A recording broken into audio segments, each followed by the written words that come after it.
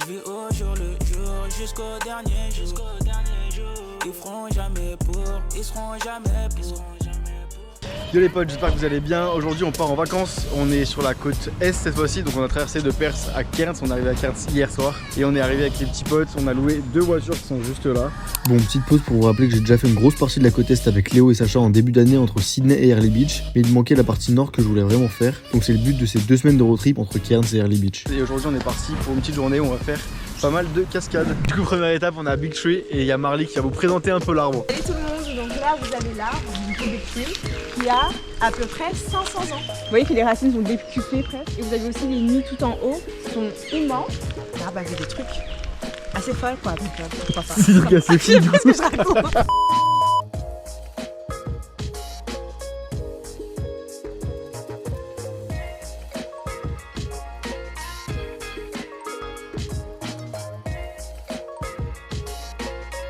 Et je sais pas si vous entendez mais les bruits de la forêt ils sont hyper stylés.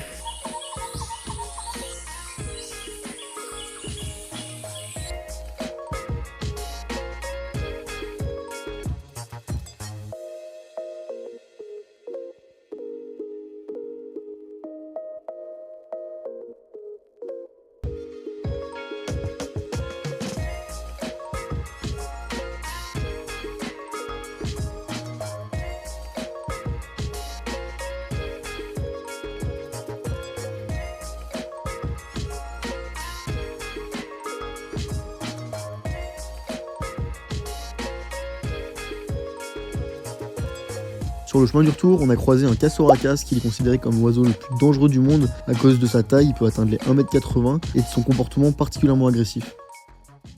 Yo les potes, jour 2 de road trip. Aujourd'hui on est à la Kuranda Rainforest. C'est une forêt qui est située au nord de Cairns. On devait y aller pour faire un peu de randonnée, ce genre de choses.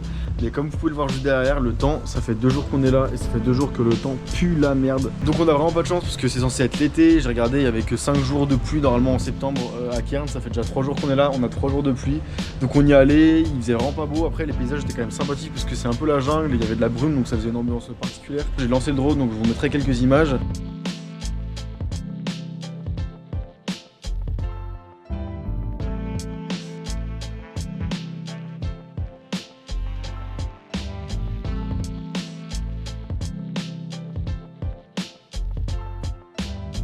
Mais du coup à part ça on n'a rien fait d'autre, on voulait aller voir le plus grand sanctuaire de papillons au monde. Mais du coup pareil avec le temps, la serre des papillons était fermée, donc il n'y avait rien d'intéressant. Donc on a vraiment juste fait l'aller-retour. J'ai quand même pu voir Victorien que j'avais rencontré au début à Sydney, je sais pas si vous en rappelez, qui était aussi là à la ferme de crevettes. Donc ça m'a fait super plaisir de le revoir. Mais à part ça on n'a pas fait grand chose aujourd'hui, donc j'espère que là, les prochains jours la météo sera plus clémente. Et du coup sinon à part ça on est arrivé au YHA à Cairns. Il y a une petite piscine, la cuisine est super propre, il y a une TD, il y a des événements, il y a un billard et tout. Donc franchement je recommande de fou YHA, c'est pas très cher.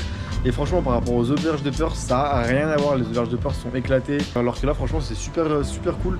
Donc le YHA à Cairns, vraiment très cool. Yo les potes, on est en train de remonter jusqu'à la Daintree Forest et on s'est arrêté sur la route parce qu'il y a un petit spot où on peut voir des crocodiles et je sais pas si vous voyez, il y en a un tout là-bas. J'ai envoyé le drone donc je vous mets les images juste maintenant.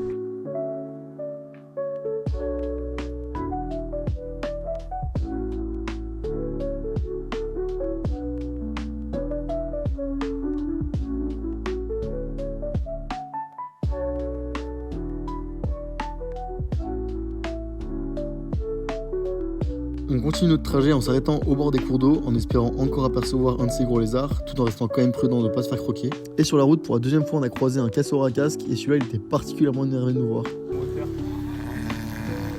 Puis on met les voitures sur un ferry qui nous fait traverser une rivière pour enfin rejoindre la Daintree Forest.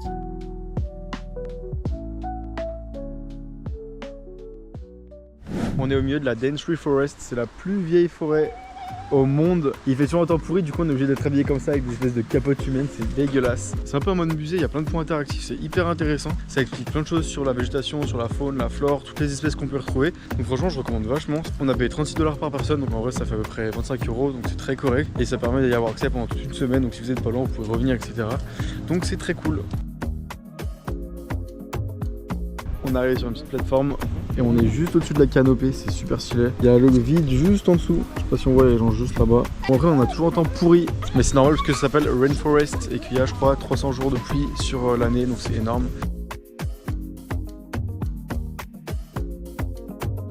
Ah la Rainforest elle porte bien son nom. Tempête. Tempête là.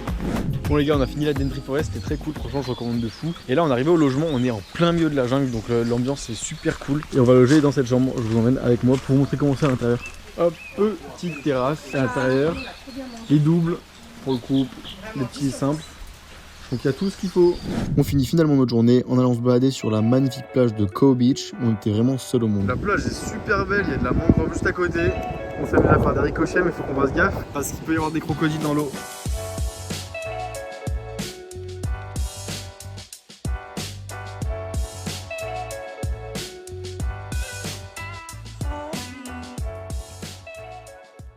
Yo l'équipe, du coup aujourd'hui on est à Cap Tribulation, il fait toujours pas beau comme vous pouvez voir derrière mais c'est normal, on est toujours dans la rainforest et après on va redescendre vers le sud donc normalement on retrouvera des belles couleurs et du temps plus ensoleillé et pour l'instant aujourd'hui du coup on profite juste, normalement cet après-midi on va faire une petite croisière dans les Everglades avec les crocodiles donc j'espère qu'on va pouvoir en voir. La forêt est vraiment super impressionnante quand on se balade dedans en voiture, c'est vraiment la jungle, ça se voit que la route a été tracée au milieu de la forêt vierge et les arbres sont hyper denses, la végétation est hyper jolie, hyper luxuriante.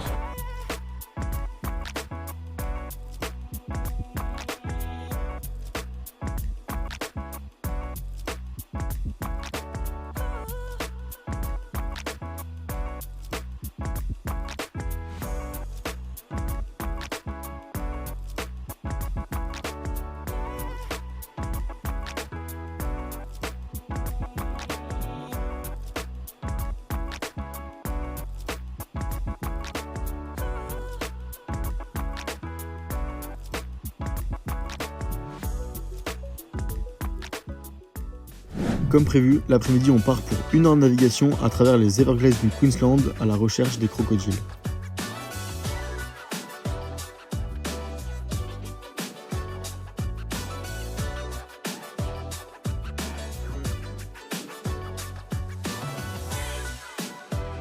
Lui, ce soir il finit en sac à main, je vous le dis.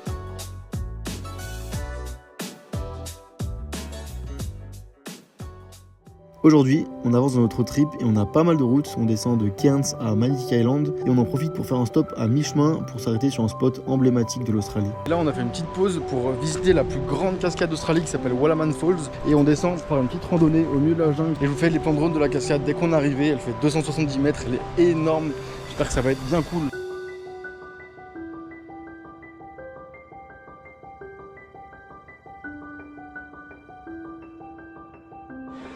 Et on est arrivé!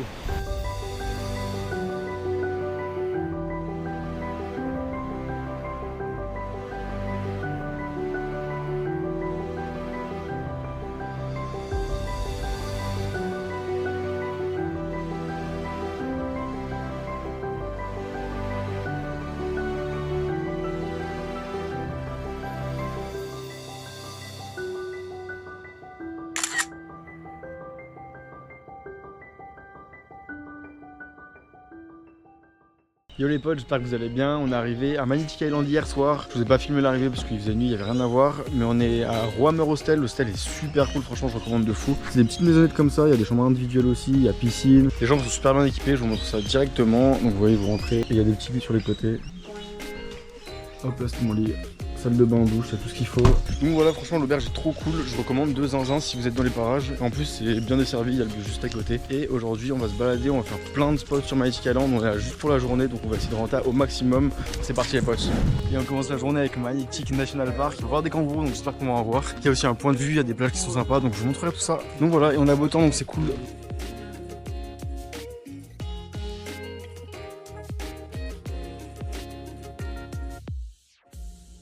Bon mon ref, qu'est-ce que tu penses de Magnetic Island?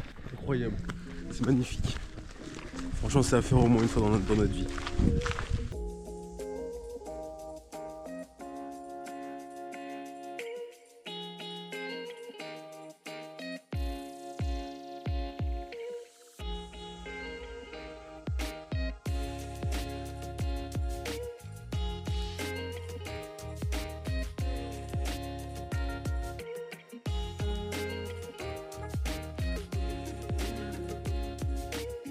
Après l'effort, le réconfort. Du coup, fin de journée, dernier jour à Magnetic Island. Et là, ce soir, on va voir des petits wallabies qui sont cachés dans les rochers juste là. Donc dès qu'on en trouve, je vous montre.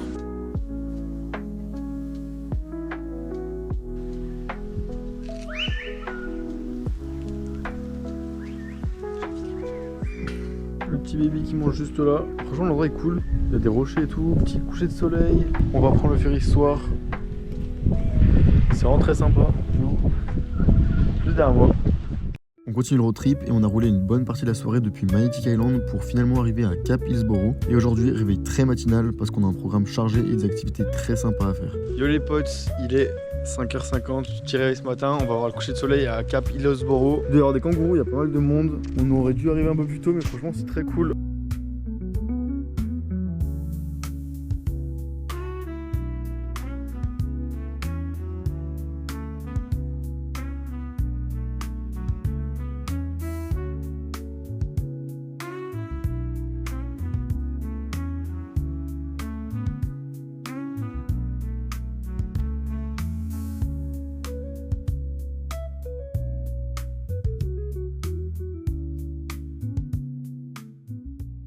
Yo les potes. Bon, vous vous demandez peut-être pourquoi c'est Seb qui fait l'intro. Je fais une petite pause pour l'introduire parce qu'il a vraiment un parcours de fou. Il a tout simplement été pilote d'avion de chasse dans l'armée de l'air française pendant 7 ans. Donc franchement, voler avec lui au-dessus de la barrière corail, c'était un vrai privilège et il a pu nous expliquer plein de trucs super intéressants sur l'aviation et sur son métier dans l'armée.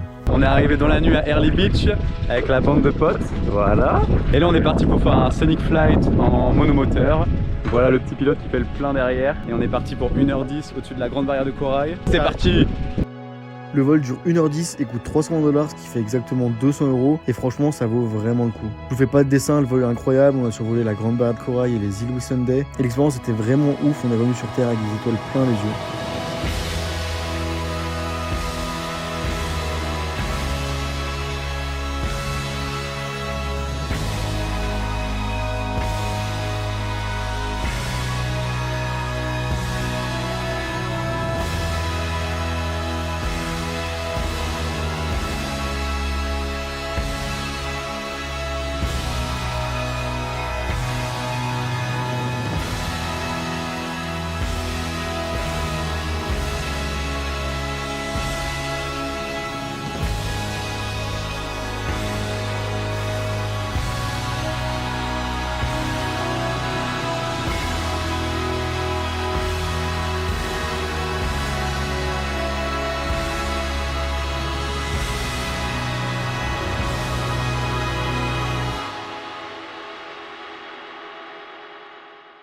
Et du coup fin de journée on se fait un petit barbecue sur la plage. Vous avez pensé quoi de la journée?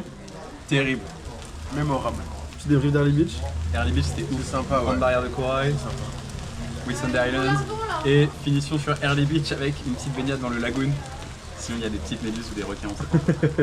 Yo les potes, aujourd'hui c'est le grand jour, c'est l'activité principale du road trip. On va faire 3 jours de croisière sur les îles Whitsunday, donc c'est les îles où on a volé au-dessus en hydravion hier avec la barrière de corail. On part pour 3 jours 2 nuits, ça va être super cool, en plus on a un temps de fou. Donc voilà, je vous filme tout ça et je suis grave content de faire la croisière.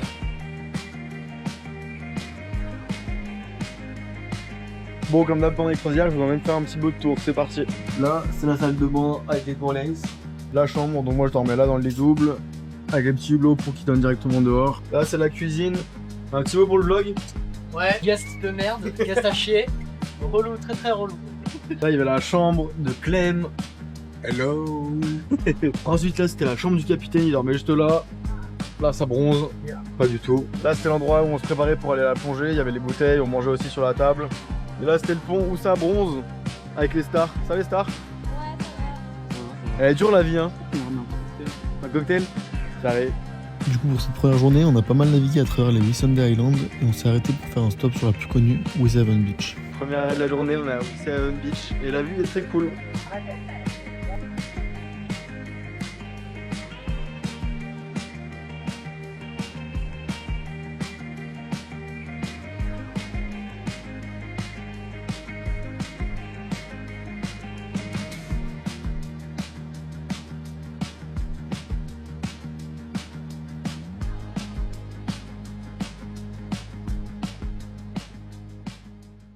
Yo les potes, début de matinée, on commence par du snorkeling et le cadre est très cool.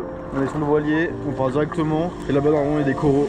Donc on va se régaler et après plonger avec les bouteilles. Bon, au final, la visibilité était très mauvaise, mais on a eu le privilège d'entendre le chant des baleines. Alors, impossible de les voir, elles étaient probablement à des centaines de mètres, mais ces sons vraiment intenses provenant du fond de l'océan restent néanmoins hyper fascinants et impressionnants.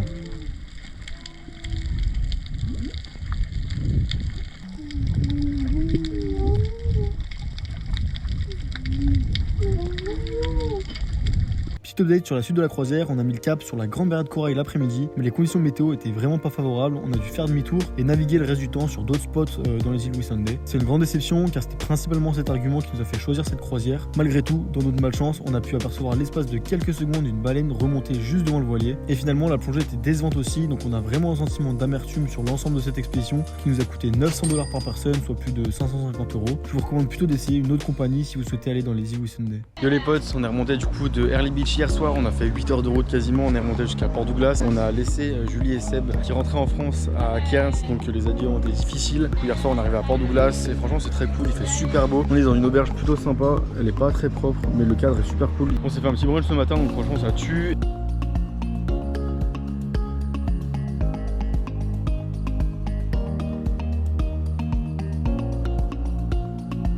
Bon du coup le programme de la journée aujourd'hui on va à 4 Mile Beach, donc c'est la beach qui est juste là, il y a plein de palmiers, le temps est super beau donc on va se régaler.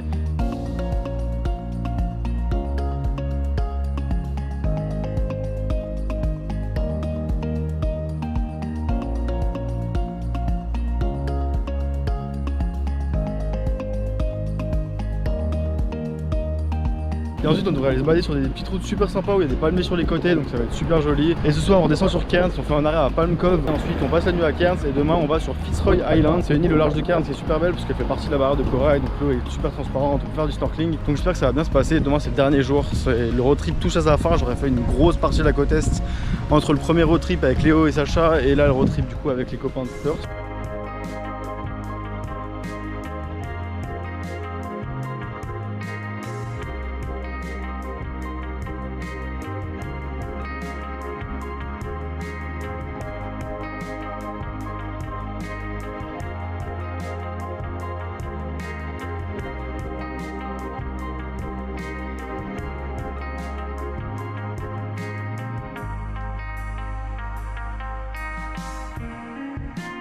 Half away, flying down the interstate, mesmerized by power lines and lighted down estates, and all the things I just found somewhere in the Rust Belt.